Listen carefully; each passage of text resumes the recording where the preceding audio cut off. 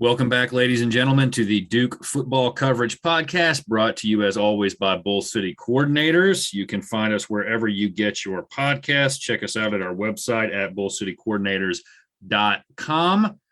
Our DMs on Twitter are open at Duke FB Coverage. This is the first of a slightly different format that I hope we keep doing in the future, where we are going to preview the ACC as a whole, as opposed to just doing a Duke-specific interview, although we will obviously continue to focus on all things Blue Devils football. And to do this, our next guest is the host of the Dan Siegel Show. His podcast covers all things ACC related, not just football. He covers everything in the conference. He is a UVA guy and is wearing a UVA shirt right now. No one's perfect. We'll forgive him that sin. We'll just move on from it. He's a contributor to the Pipeline Network, and you can find him on Twitter at Dan Siegel Show. How are you, sir? I'm doing well. Yeah, I'm sorry about this. It's a Virginia baseball shirt, but yeah, I'm doing well. Very excited to talk ACC football for this year, and I think this conference will see some improvement. That's the first thing I'll say. All right. Well, that's good to hear. Now, before we get into all that, I've been listening to your podcast for a while. I've enjoyed it. It's very informative. But one thing that I noticed is you lost your old Twitter account. What happened with @ACC content, and has everybody found you at your new home? So I'm trying to continue to grow my following on the new Dan Siegel Show page. Obviously, it's a long process, but I got locked out of my ACC content page. I'm not sure why. The reasoning Twitter gave me was basically that like it has been compromised, and they think they saw some sort of like suspicious. I think the wording they used was suspicious activity, but nobody like seems to have hacked me. Nobody got weird DMs or tweets from me. So it was very weird, but apparently my account was not verified or anything. So I couldn't get back in, and Twitter service was it was a bunch of automated messages rather than human beings to talk to. So I just, after a week or so, I gave up and made a new account. Well, I think we have a potential Darknet Diaries podcast episode in the making. Then, for those of you who listen to that podcast, it's very good. So we'll reach out to the host. Maybe he'll have you on and you can continue to grow your brand over there. Why don't we just jump right into it, man? You're an ACC guy. You're very informative. You're an independent podcaster too. So let's talk about what we can expect from the football, ACC football teams going forward. And since I'm a Duke guy, you're a UVA guy, why don't we start with the Coastal Division? What are the teams you're looking at in the Coastal? Well, I think if you ask people around the country or around the conference, I'd say Miami and Pitt are the two teams that are getting the most attention. And if I were, so right now I haven't come out with my official standings prediction, but I would say those are probably the top two, but I don't think they're the runaway favorites. Now, Miami has Tyler Van Dyke, great quarterback, and they are recruiting very well. They're hitting the transfer portal really hard with their new coach, Mario Cristobal. Pitt, a lot of people like them, but I think they're a pretty significant downgrade from last year. They lost Kenny Pickett, their quarterback. Keaton Slovis is good, but he's nowhere near Kenny Pickett. I feel like Pitt is a normal Pitt team, a normal team we've seen in the past go 8-4, where they have a very solid defense. They have a good, not great quarterback, some weapons, but they lost Jordan Addison to USC. So for that reason, I think teams in the middle of the pack, teams like Virginia, I don't want to say UNC, but maybe like a Virginia Tech. I think anybody, and even the teams projected in the bottom of the pack, like Georgia Tech and Duke, I feel like they'll win a few games just because I don't see the Coastal Division as anybody really dominating it. I see a lot of parity in that division. So, yes, Pitt and Miami are the projected favorites, but I don't necessarily see it as just a runaway, like the winner goes 6-2, 7-1. All right. You had a lot of stuff there that I'm going to follow up on bit by bit, but I guess it would be fair to say that this is another Coastal Chaos wide open year that kind of anybody could run with it. Is that fair? I think that's fair. Yes. All right. Now, Miami and Pitt, I think, are on everybody's watch list for obvious reasons. And I want to segue into what you said about Miami. I think Mario Cristobal has a lot more pressure on him than people realize, because that team that he's inheriting is pretty darn good and was trending in the right direction. I'm not going to say that it's a mistake to bring Cristobal in, but they were really close to going 10-2 last year. They lost to Virginia by 2. They lost to North Carolina by 3, and they lost to Florida State by 3. So just a couple of different plays, and you're looking at a team that finishes with 10 wins. If Cristobal struggles, what do you think the mood in Miami is going to be?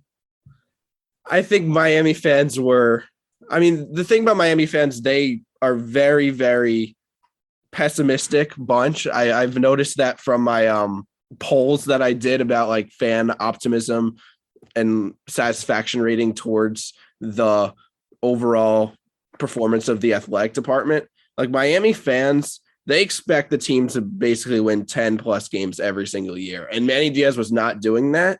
And they think that Cristobal will be the guy that will come in and basically just turn the tide immediately. And with the portal, he's basically done that.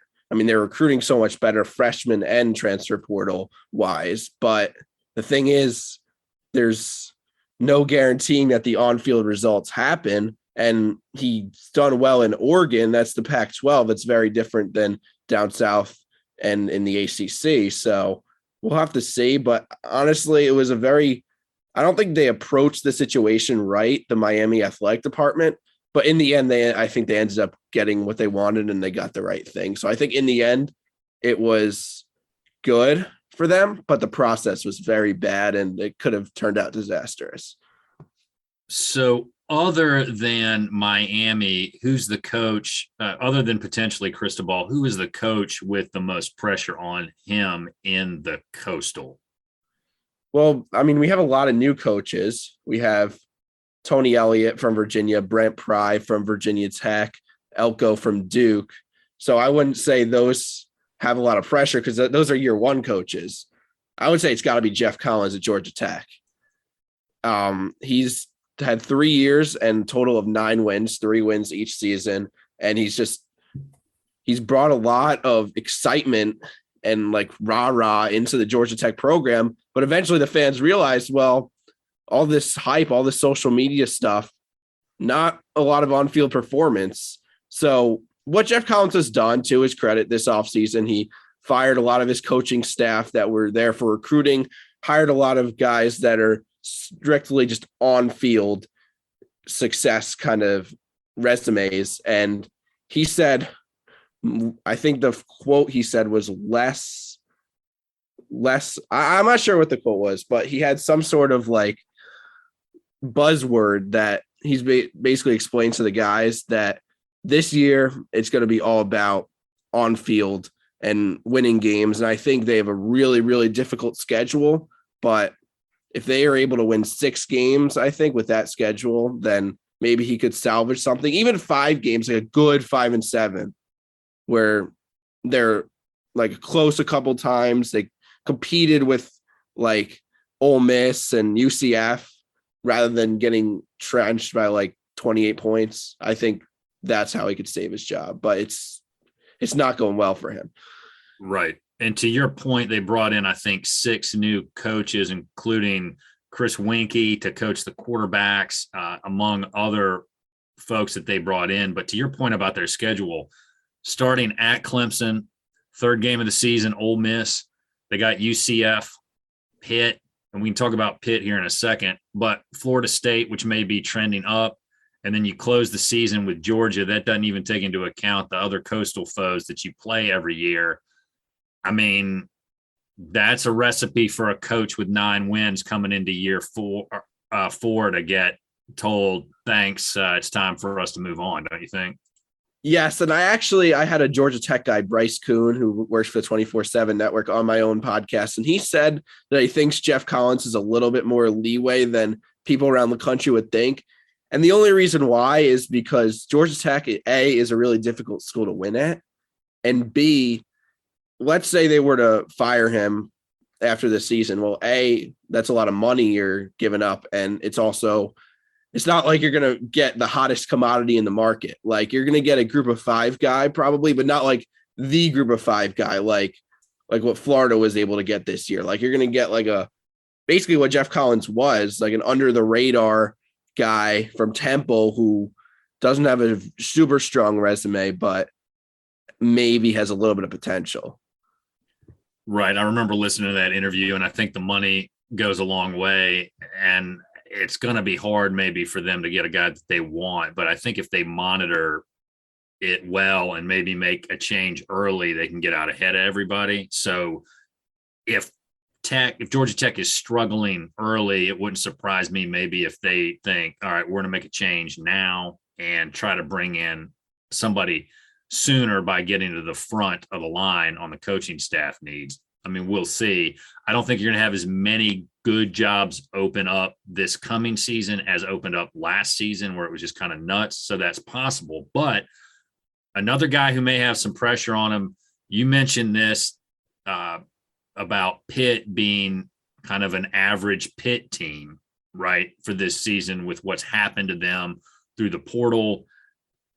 We don't need to get into that. We don't have enough time to cover all the ins and outs of them losing their wide receiver, but it would not surprise me if Pitt fans get upset if it's perceived that Pitt falls backwards some this year and goes back to more their kind of standard 7 to 8 win kind of Pitt season. Do you see what I'm saying? Yeah, I think I wouldn't say the average Pitt team, because Pitt has had a lot of 6 and 7 win seasons. I think they could go 8 and 4. I think that would be like my projected win total for them, but maybe like the average good Pitt team, not like, see, I don't necessarily see the Pitt program as, oh, look at this gigantic step forward. They're here to stay as ACC contenders every year. I see them as, look, Narduzzi is very much cemented in his job. He's done great work there, but I'm not sure that the season was the rule. I think it was just Kenny Pickett having a Heisman-like season more the exception. Yeah, and looking at what Narduzzi's done, and I think he's a very good coach, and I'm not advocating that he should be on the hot seat. I'm just saying it wouldn't surprise me if some frustration started to build. If you look at his time there, he's 53 and 37, 8 and 5, 8 and 5, 5 and 7, 7 and 7, 8 and 5, 6 and 5, and last year 11 and 3. This does seem like your classic fall back to earth year, but they're starting at West Virginia, then they play Tennessee, Western Michigan, Rhode Island, and they've got Georgia Tech, Virginia Tech, Louisville, North Carolina, Syracuse, Virginia, Duke, and Miami. There's a lot of winnable games in there for them, but the question is going to be how hot can they start to determine, I think, how far they go. So, yeah, I mean, it could be kind of a rough season up in Pitt, and I agree with you. I don't think that Pitt is ACC contender every year, right? Correct. Yeah, I think the biggest key will be that first 2 games, West Virginia and Tennessee, both winnable games, both very losable games. Especially, Tennessee's a great team, we know that. West Virginia, I think the spread's like 6 points in favor of Pitt, but it's a rivalry game, so anything could really happen. It's probably going to be a hard-nosed, low-scoring, classic Pitt West Virginia backyard brawl game. At least that's how I envision it. That's how I fantasize about it, but I'm not sure. It's kind of weird to be talking about spreads in June, but we'll we'll figure that out when we get there.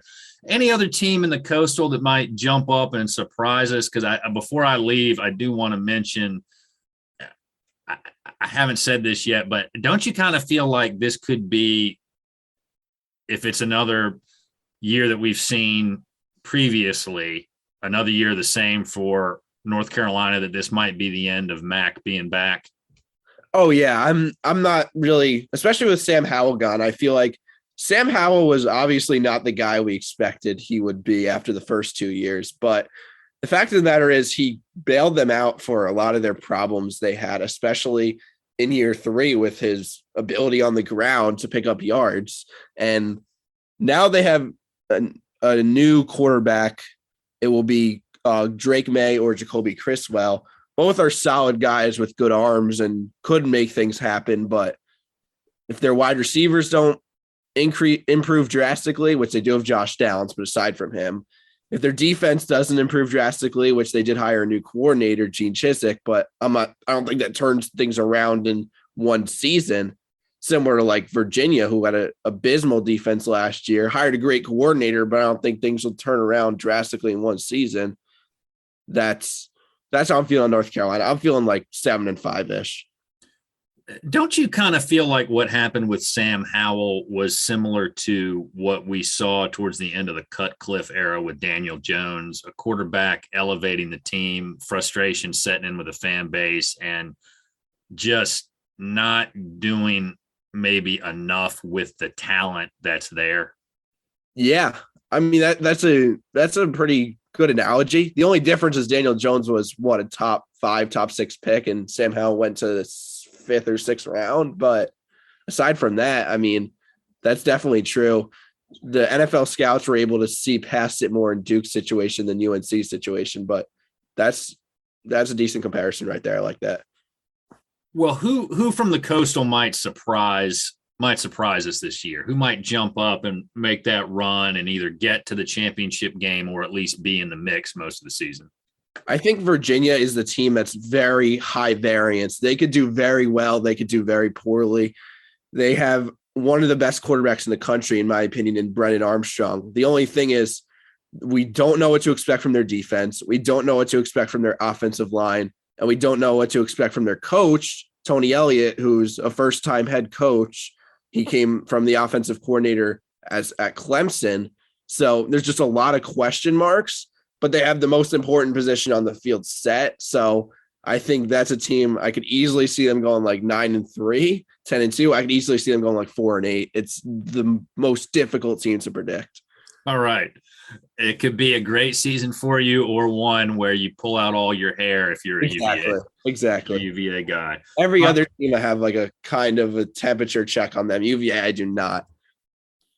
Yeah, and I kind of feel the same way about the Blue Devils, just because although they're thin from a body count perspective, every guy I've talked to who's associated with that program is really buying in to what they are doing down there, and they seem very excited. And you know this, and everybody knows this, football in any sport is just a lot of times about feeling that confidence, having that strong sense that we can do it and believing in yourself. Maybe this is a year where they lose a lot of games, but you look at them and you say, man, this team is really building something. Or they could just shock everybody. They got a good offensive coordinator. They've got a good staff. I don't think that they could necessarily win 8 to 9 games, but it would not surprise me if they upset a couple of teams close and maybe got back to a bowl at a 6, maybe 7 win mark. Totally. I think they got a home run higher or as close to home run as you're going to get with Elko. And I think definitely like Duke, the culture change is number one. Whenever you're taking over a program, whenever you're taking over a severely struggling program, the first thing you got to focus on is the culture. Changing the mentality from, oh, this is who we are, whatever, being okay with going winless in the conference to, look, we believe we could win some games and be a force in the ACC and be somebody that's not just a pushover. So that's definitely the first thing. I think Elko will focus on the culture, and I'm with you. Like, I'm probably not going to have them winning like 8-9 games in year one, but I think they could definitely get back to maybe like I don't know, the Daniel Jones years where they went like 6-7 games. I think, didn't they win 8 games one year?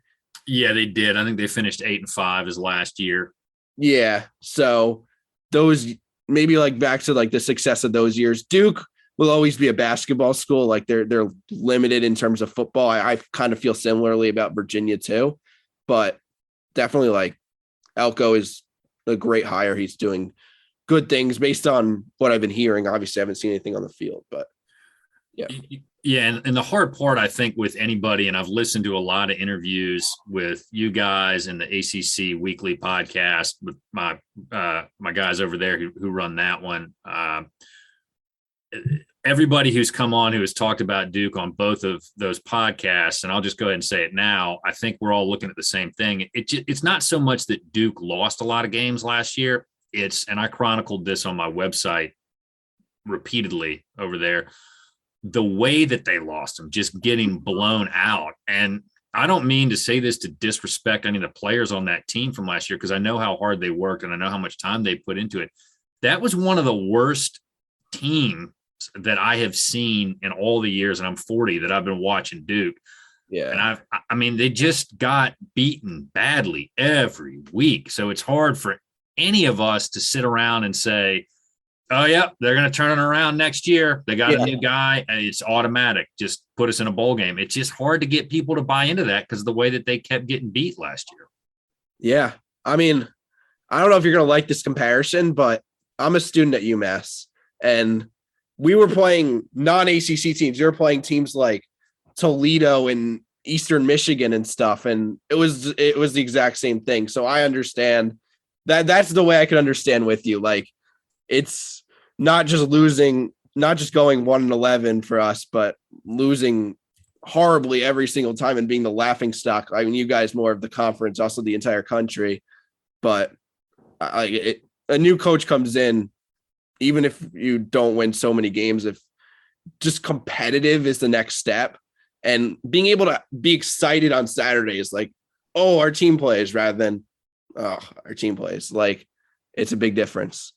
Yeah, and you got Ben Albert, former defensive line coach, co-defensive coordinator at Duke. He is a defensive line whisperer, so expect some improvement there. He really knows his stuff. And you guys got our long snapper who's really good. Yeah. We could talk about the portal later, but it's early in the morning and I don't have enough alcohol to power myself through that. I don't drink till noon. I don't care where I am, or that's my rule. So I don't want to get into the portal right now. Shout out to the guys who came on the podcast and left, though. Gunner, rooting for you. Jake, rooting for you. But thank you guys again for coming on, and Ryan Wolitzer for helping set those up. Let's switch to the Atlantic, man, because that's going to be crazy. I was looking at that to get ready, and I got 2 kids, and Duke's in the Coastal, so I don't pay too much attention to the Atlantic for football season. But man, that could be just a heavyweight bout every single week. Yep. That's a division that it's going to be similar to the Coastal in terms of, I don't think there's a runaway. Like, Vegas thinks Clemson's a runaway. I'm not bought into that. I could say Clemson's probably the best team, but I don't think they're a runaway best team. But I think the Atlantic is significantly better than the Coastal division. I think just from the top of the pack to the middle of the pack, everybody has some kind of upside. Especially you look at the top of the pack, which for me is 3 teams. It's Clemson, Wake Forest, NC State, in no particular order. And all those teams, I mean, Clemson's just a dominant everywhere else, and quarterback they need to work on.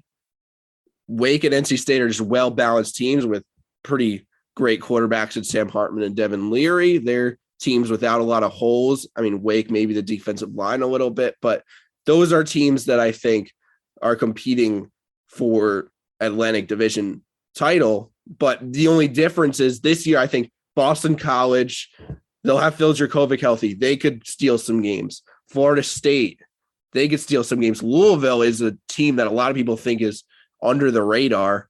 Malik Cunningham is great. People underestimate what he could do and the impact he has on his team. This year's offensive line will be really, really good. So even Syracuse, for considering they're the worst team in the division, there's a lot of divisions around Power 5 that have worse teams than Syracuse. So I think that's just honestly one of the better divisions in Power 5 football. And not a lot of people outside the ACC will believe me, but just from top to middle to bottom, a lot of great teams there. I think you're right about that, and it'll be interesting to see how it plays out. Now, those of you who follow me on Twitter, you know my youngest cousin is going to NC State this year. So I hate to say this, but as a guy who's followed the ACC for a long time, doesn't this just seem like a classic NC State collapse season? It's like everything is going in their favor. They've got depth at key positions. The fan base actually believes in them, which is almost never, ever. It almost never happens. They're like the State fan base at this. They hold two diametrically opposed views at the same time all the time, which is we should win at least 10 games a year, but we're going to lose every game. Right. Like, but this year they think, all right, it's lined up. We got a senior laden team. We're taking advantage of the super senior years. Boom, it's going to happen. Doesn't this just scream NC State collapse? Yeah, because here's the thing, like some people around the country are projecting them like top 5, top 7 teams in the country. Like I don't view them as that. I view them more as like 10 to 15 range to start the year. And anything short of an Atlantic title, they'll be disappointed. And I honestly, like, they're getting hyped up by a lot of people in the national media. Honestly, NC State fans might be more skeptical. Like they're not going to show it because they want the attention they want, which is very valid. Like when your team receives national media attention, you want that. But I feel like there's a little bit of skepticism just because that's kind of what NC State has done so many years past throughout their athletic department, like the basketball too. It's like they're almost there. They could be there, but they can't finish the deal. Yeah, I don't know what to expect from State this season. And for that reason, I'm not bought into the hype. And I've heard a lot of guys talk about all the things they've got going for them, but it just, to me, just feels like this could really be an everything falls apart season for them. And I don't know why necessarily I feel that way, but I mean, their schedule, I mean, the East Carolina game, I think is going to be tough because that's got, that's a building program and they're headed in the right direction. Plug for an upcoming interview with someone who may be associated with that program. But then they play Charleston Southern. I don't know what to expect from Texas Tech next season. UConn, another winnable game, but then they hit Clemson, Florida State. And your point, Syracuse is not a bad team at 5-7 last year. Then they've got the Hokies, Wake, Boston College could steal, like you said, steal some games, Louisville, and then North Carolina. So I just don't know what to expect from those guys. Yeah, I think there's a lot of high, like, I don't want to say variance. I think that, like, at worst case scenario, they still could salvage, like, even if things don't go their way, an 8-4 season. But like, that ECU game scares me. I think it scares a lot of folks in the North Carolina State fandom base. Like, East Carolina, it would not be the first time hosting a Power 5 team and winning a game from the state of North Carolina. And we saw them beat, I think, both NC State and they beat North Carolina pretty badly in the last 5-6 years. So that's one that scares me. But I'll tell you a secret. The team that won the ACC last year, Pitt, they lost to Western Michigan and they still turned around their season and won the ACC. So I could see that happening again. Like, NC State loses the first game, they're 0-1. Everybody counts them out, and they all of a sudden just win. And by the time it's week 10, we realize they only have one loss in the season, and maybe that loss was more of a fluke. But ECU, that's very difficult because that's going to be their Super Bowl, and they're not a pushover. What about Wake Forest? What should we expect from Wake this season? Yeah, I think Clawson has built a pretty consistent program over there. I would probably put them third in the division, but I do see them with a chance to potentially win it. And the reason being is, despite maybe the defensive issues, they have, once again, a really explosive offense, especially with their passing game, especially with Sam Hartman, who's a very good quarterback. Sometimes you look at him and, like, he doesn't pass the eye test as like a very elite quarterback, but you look at the numbers are there. He's very good. And they lose Ja'Cory Roberson. They get back A.T. Perry. He's a great wide receiver. They have a pretty deep room. I think Wake, if I were to project them now, I'd say I think their preseason win total is 8.5, and I think that's pretty good. Like 8 to 9 wins is the range I'm projecting them at. And then last, you mentioned in no particular order, your top three teams were Clemson, Wake, and State. We've talked about everybody in detail, I think, except the Tigers. What should we expect from them this season? I mean, they start with Georgia Tech, Furman, and La Tech, so they've got a shot to come out 3-0, and then they hit Wake and State back to back. I think, if they at least split those, you've got to think they've got a good shot at things. But what should we be expecting from them? I think at their absolute best, they could realistically make the playoffs, go 12-0. I think, first off, their quarterback situation needs to be figured out. And we presume DJU will be the starter. But those first 3 weeks will be the test for him because Dabo Sweetie, he's pulled the plug before. He could totally do it again. Cade Klubnik, 5-star freshman, could totally take over, and he could be good. So the question was going to be totally their quarterback play. We've seen them. They won 10 games last year with abysmal quarterback play. So I don't see their floor being any lower than 9-10 games. Thing about Clemson that makes me hesitate about them being a runaway favorite in the conference, even if they do figure out their quarterback scenario and if they get like mediocre to above average quarterback play this year, or even good quarterback play, they lost both coordinators and both of them were there for a long time. So there's some sort of instability in the program. That's why I'm picking them more as like a 10-2 team. But I think on paper, they're probably the best in the Atlantic, just not to the extent that Vegas projects them at. And that Notre Dame game they have on November 5 at 7:30 p.m. ought to be something to watch. Yeah. Okay, so let's talk about, we've kind of covered both divisions. We've talked a little bit about coaching changes. Here is what I think is a certainty as far as the hottest seat in the conference right now has got to be at Georgia Tech. You're also looking at North Carolina, which we talked about. Other than those two, other than those two, which programs do you think might make a coaching change this season? So I think Louisville is the first one I'd point at. I think with the whole Scott Satterfield potentially going to South Carolina a couple off seasons ago, I'm not sure the fan base, I'm not sure the Louisville program will fully be able to make a recovery from that unless they end up winning 8+ games this year and show signs of, okay, we're not just mediocre, we're actually like a going places. So Scott Satterfield, number one.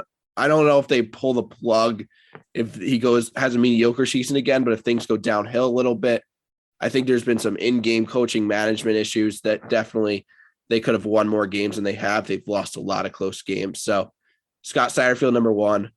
Norvell, too. Mike Norvell from Florida State.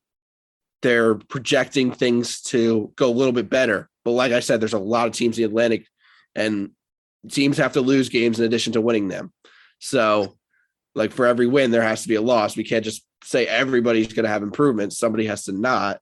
And if Florida State is a team that goes 5-7 again, I wouldn't be surprised to see Florida State look in other directions. Now, since the early 2010s when they've been dominant, there's definitely like a lot of instability in the Florida State program, and keep changing your coach every 3 years. That's not a great way to stabilize things. But if you're not getting it done, there's high expectations in Florida State. I mean, we just saw on the baseball side of things, they just fired their coach after 3 years, and they made the tournament every 3 years. There's high expectations in the Florida State athletic department. So Mike Norvell has another 5-6 win season. Would not be surprised. You had the same next two hot seats that I had, especially if FSU has another bad year. I think everybody's going to get impatient. I'm trying to look at, not that I'm rooting for anybody to lose their job, but part of doing season previews is kind of thinking about what might happen. You know, to your point about Scott Satterfield, since he's been there, they were 8-5, 4-7 COVID year, okay. 6-7 last year, looking kind of mediocre, 18-19 overall, 12-13 in conference. I mean, if they're hovering around 7 wins, I don't know if that's enough to keep them around. But as far as dark horse, coaching changes, I'm trying to think. Dino Babers has not won a whole lot of games at Syracuse, but I think he's doing well overall with that program. I think he's probably safe next year unless they only win like 1 game. Do you have any thoughts on that? Yeah, the thing about the Syracuse, I think the athletic department is content with him being mediocre and winning. Like, if he were to win 6 games this year, I think they'd be fine with that. The fan base is very fed up. They are upset that the athletic department is okay with mediocrity. And I understand that, but Syracuse is also a hard place to win at. There's not a lot of recruits in upstate New York, and the investments for the school go into basketball. So I think unless things are really bad, like they have a season similar like what Duke had last year, where they're just blown out in every game. If they're competitive again and they're a respectively bad kind of football program, that's honestly what it seems Syracuse is okay with.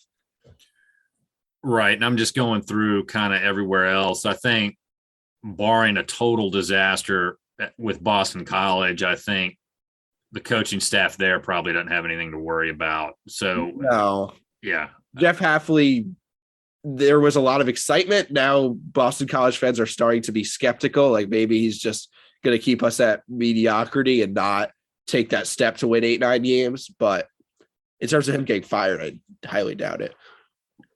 Right. I think you're right about that. So I think we kind of know where to look if we're thinking about coaching changes. It's Georgia Tech, UNC, Louisville, and FSU. Those would be the 4 that you would be looking at, that if there were a change, it wouldn't necessarily surprise you. Is that fair?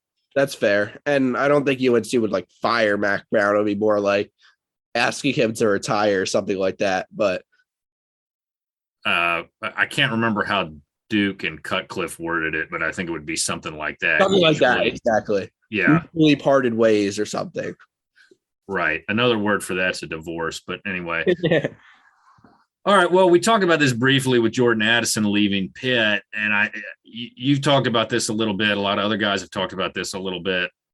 There's kind of 2 reads on why he left. One is the NIL deal. The other is Kenny Pickett's gone. He has friends at USC. His offensive coordinator went to Nebraska, I think. There's, maybe reasons that he just looks around and says, I want to go somewhere else. But NIL became the dominant narrative. What do you think we might see from schools' conferences to try to make some response to this situation if it's determined that it's justified to do so?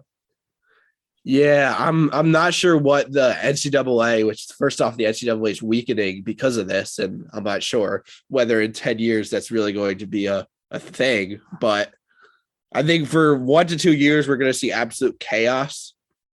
Next offseason, especially just teams poaching players in the portal. And it's difficult for like mediocre Power 5 teams versus Power 5 teams with a lot of money, because if you develop a guy for 3 years and then the team with a lot of money could just steal him and you did all the work, but then their breakout season will be in the hands of a school with a lot of money like that. That's going to be very difficult for a college football fan, for a diehard college football fan to think about. But I think, next offseason, absolute chaos. I think at some point in the near future, they'll put some guidelines on it. But here's the thing. Cheating in college football has happened forever. It's just the only difference between now and then is the transfer portal and the fact that the cheating is much more publicized because it's like almost to a certain extent legal. But things like this have happened for so long. It's just the fact that people know about it. That's my take on things. And 2 thoughts. It's hard to blame a young adult for leaving a school to go get a couple of $1 million through an NIL deal, because, I've talked to a lot of former players and they all have told me you have very little guaranteed if you're playing football. You have a very, very short shelf life. And it's hard for me to really be negative towards a young guy for going and trying to better his situation. So I think that's one thing we got to keep in mind. But to your point about the ACC being, or the NCAA being weak, I kind of think it's going to fall down to individual conferences to come up with internal rules, regulations to deal with this. Yeah. And it would not surprise me if you start seeing the conferences just work this out on their own, independent of the NCAA. Because, I mean, that thing is falling apart. It's not like it used to be where it had real strict oversight. It's not the same governing body that we all remember from, people who were my age, from when we were a little bit younger. And you also look at, too, Duke basketball has a GM now to help with NIL deals. So I think we're going to see stuff like that happen. Yeah, first off, very good job by Duke basketball with that. But second off, I look at the conferences kind of being on their own. And I look at the SEC and I'm afraid, they already took Texas and Oklahoma. Like, they're just going to be, as we know it right now, there's like levels of college football. There's the Power Five, the Group of Five, the FCS, Division II, etc. I think the SEC will be almost on its own level above everybody else just because of the way things are trending. And the ACC, Big Ten, and Pac-12 have a super, super weak alliance to try to combat that. It's really not doing anything. So that when I hear that the NCAA is weakening and eventually just going to be nothing, and that the conferences are going to be on their own, that's my biggest concern, is the SEC just becoming even more like, right now they're the best conference, but they're not like, they're just like the regular best conference in college football. I think they're going to be even more dominant and just take over the entire thing. Yeah, that's going to be real interesting to see how that plays out. The only thing that would not surprise me is if some teams, although it's hard to replace the money, just get upset. Texas A&M, I'm looking in your direction with the fact that Texas is now going to be in the SEC, which I think A&M was looking for that not to be the case when they left. So that's something that could have some ripple effects, but also it's like I'm stuck in a time loop here when I saw the talk about the ACC realigning itself a little bit. It's almost like in some respect we may see a reversion to small regional conferences, right? Yeah. And I think in terms of the time loop, like we'd be getting back some of the schools that we had in the past. So like, I'm not sure that's like necessarily, like, people talk about adding like West Virginia and Maryland and South Carolina, like those schools, the schools that are like in big conferences, but are not regarded too highly, like in those conferences. That doesn't like excite me that much. Like, I would have wanted to go out and grab Cincinnati. That's what I wish would happen. Or UCF. Like, those are the up and coming schools that the sky is the limit in terms of the budgeting for football. And the ACC, it might just become like, I don't know, but it'll definitely always be below the SEC. And I'm not sure what they could exactly do to combat what's going on. I think they just got to hope that the SEC stops at, what are they at, 16 now? They just got to hope they stop there and let every conference exist. Let the college football playoff still having it represented from the ACC rather than, it eventually becoming, well, the SEC champion is almost as important as the NCAA champion, because with the playoffs expanding, it's almost like the SEC championship is just going to be replayed in the college football playoffs every year, because like 4 or 5 teams from the SEC will probably be in with expanded playoffs. So it's very frustrating. Yeah, and it's kind of boring as a fan to watch. Like, oh, hey, great, we're seeing Alabama and Georgia play again. Yay. If you want to do auto bids and have, Northern Illinois get killed by Alabama in the 16-1 game by like 90 points, if that floats your boat, sure. But it doesn't make sense to me. No, I agree with you on that. The good thing, though, about the ACC realigning itself will be teams like Duke who have lost attendance because they're not playing NC State every year. That can fix that some, right? But, trying to think about how the ACC is going to stay relevant, I agree with you. I don't think adding Maryland back is really going to add a whole lot. I mean, it's not like Maryland's really lighting it up at the moment. Or West Virginia the same way. Yeah, I mean, and what are you going to get from bringing in South Carolina? I mean, I'm from South Carolina. I grew up, Clemson and USC were the two teams, but I mean, let's be honest, it's not like, except for when Spurrier was there, it's not like USC has really been particularly great. I mean, I don't see them coming into the ACC and winning 10 games a year. Yeah, it's just going to be like it's just adding quantity, not quality. That's really what it is. They're the same thing as a lot of the other schools that are here. And if you're going to add a team, you want to kind of maybe go somewhere where it's going to help your recruiting and not be like Nebraska and not be able to really recruit Texas, because you're not going to play any Texas schools now that you're in the Big Ten, right? And yeah, that's very true. I didn't think about that. Yeah. The teams, they've never recovered from that. Mm-hmm. So I don't know. All right. Well, with that bleak look at the future of the ACC potentially, what else do you want to talk about? If you listen, I give everybody an open mic. The floor is yours. What do you want to discuss? I mean, I just want to talk about the fact that the ACC quarterbacks, just as a whole, definitely the best in college football. There's from Brennan Armstrong, Sam Hartman, Devin Leary, Tyler Van Dyke, Phil Dracovic, Keaton Slovis. Like, there's just so many that I think last year the numbers might have been inflated by just poor defenses in the conference as a whole, maybe outside of like the Clemsons. But the quarterbacks in the ACC are just so good. It could be a very entertaining product because of that. And I think a lot of them could be drafted and talked about day 1, day 2, potentially day 3. Like, it's the conference. I'm not saying it's the best conference in college football at all. It's nowhere close to that, but just purely from a quarterback perspective, I think it's the best. And I don't think there's a question. And you didn't even get into Duke's quarterbacks yet. I mean, when you ran off that list of great quarterbacks. So, I mean, that should tell you that you don't even have to mention them, just how deep the ACC is at the quarterback position. Yeah. I mean, I could go through basically.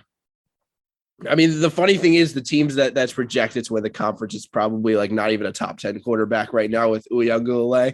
But for the most part, I mean, you talk about Duke, even look at Syracuse, they're in terms of the bodies in their quarterback room right now, not great, but they just got the quarterback coach, Jason Beck from Virginia.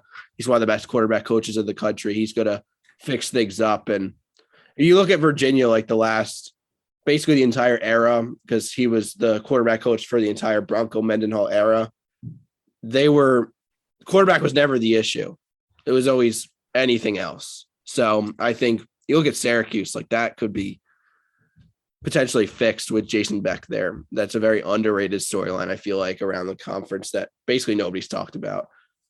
Well, I don't think UVA is going to see any passes to offensive linemen this season. Oh, my God. Yeah, that was the thing about the UVA Virginia Tech rivalry is UVA always loses, but they don't always get destroyed. They don't always lose by 20 points like it was earlier in that big streak. It's just they always find a way to lose in heartbreaking fashion when the teams are pretty evenly matched, and that just makes it more frustrating than anything. It's not like Georgia Tech, where Georgia Tech's going to lose by 40 points every year because they're not a great program and Georgia is one of the best programs in the country. That's, for me, less frustrating than what happens with UVA and Tech. Yeah, we could go back to the 2019 jump pass at Duke that I think pretty much marked the end of the Cutcliffe era. But, hey, again, it's still not noon, and I don't have any alcohol. So yeah. I have relived that way too many times. And I'm considering this, though, actually. I don't know if people would be interested in it. So if we get some feedback on Twitter about this or DMs, I'm thinking about editing together all the discussion that I've had about the way that the 2015 Halloween Miami game ended. Oh my God. So what do you think? Would that be an interesting like mock faux 30 for 30? Yeah. And I mean, I'll give you my thoughts on that. Like, there were probably 10 to 12 times where the play should have been blown dead or there should have been a flag. And I have no idea why they let that happen.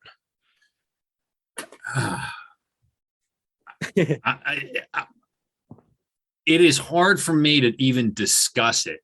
As many times as I have relived that, still, my first thought is when someone brings it up is I just groan, and it takes me forever to put into words everything that went wrong on that play. Yeah. And then the fact that they let Miami get a win that they shouldn't have gotten. Anyway, okay. Are you more upset about the fact that they gave up the play or the fact of the officiating? Well, the officiating, because if you go back and look at that last lateral, the ref is standing right there looking at, and I don't remember the name of the player who tackled Miami's guy who passed it, but he made the play and tackled him, and his knee is down, and that's it. And that's it. He had to play like 6 times. Right. No, and the thing that is hard to kind of go back and think about that was when they squibbed it.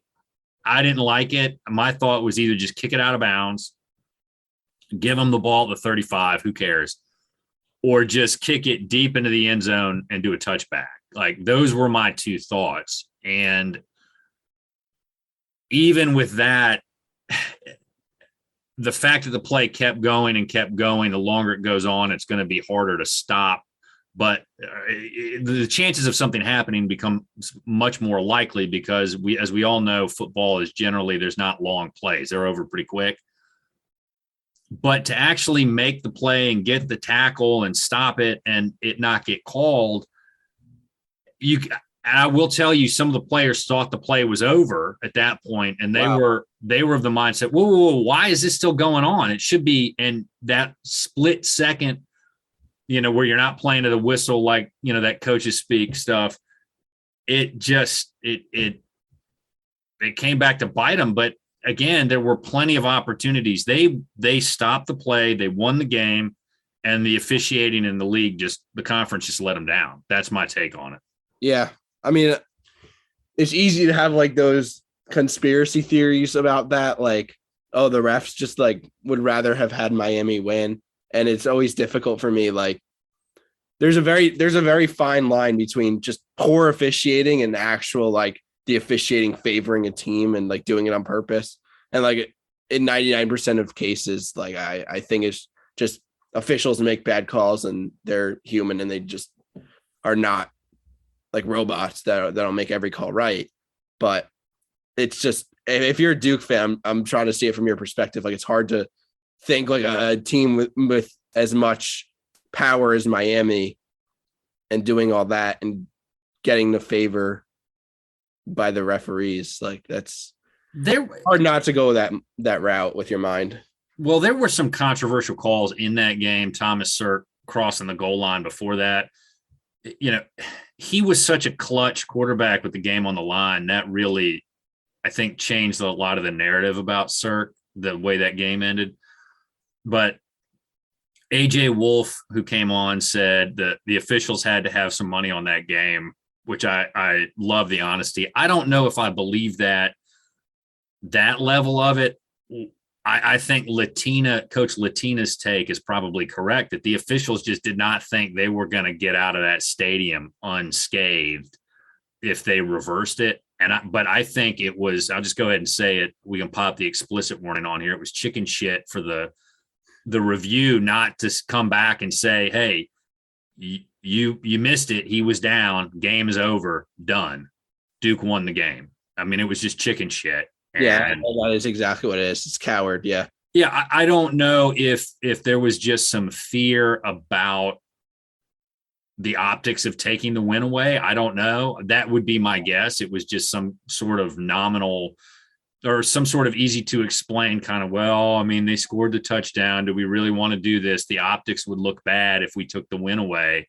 But I mean, you're there to do a job and you didn't do it.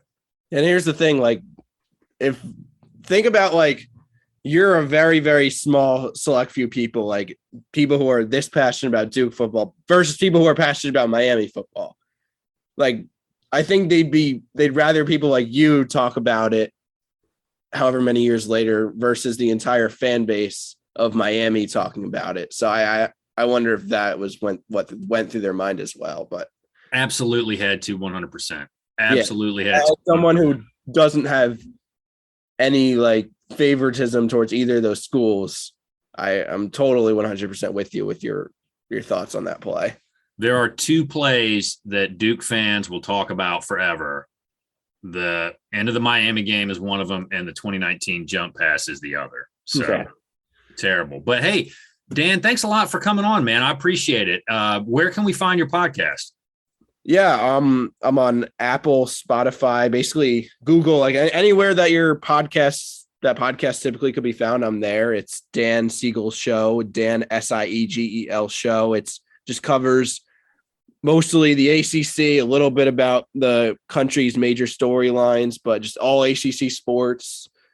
We spend most of our time on basketball and football, men's basketball and football, but we acknowledge everything that goes on in this conference because it's a conference with a lot of great athletes and a lot of successful teams in Olympic sports. So I like to talk about that as well. There's baseball, super regionals going on right now. I'll talk about that in my next show that I'm recording in a couple of days. And that is also you can find me on Twitter where I tweet my thoughts pretty much daily. Dan Siegel Show at Dan Siegel Show. And you've been doing a lot of good work on the softball teams of late, and I appreciate you doing that. It's kept me up to date on a lot more than what I typically follow in regard to my ACC fandom. We appreciate, Dan, we appreciate you coming on. We look forward to many more good episodes and more great ACC coverage from you. As mentioned on Twitter, we have some other interviews lined up before we go back to the site exclusively for the football season. As you know, we may try to do a couple of bonus episodes. We'll probably do a couple of jam sessions. You know where to find us at Duke FB Coverage, BullCityCoordinators.com, and anywhere you get your podcasts. Go Duke.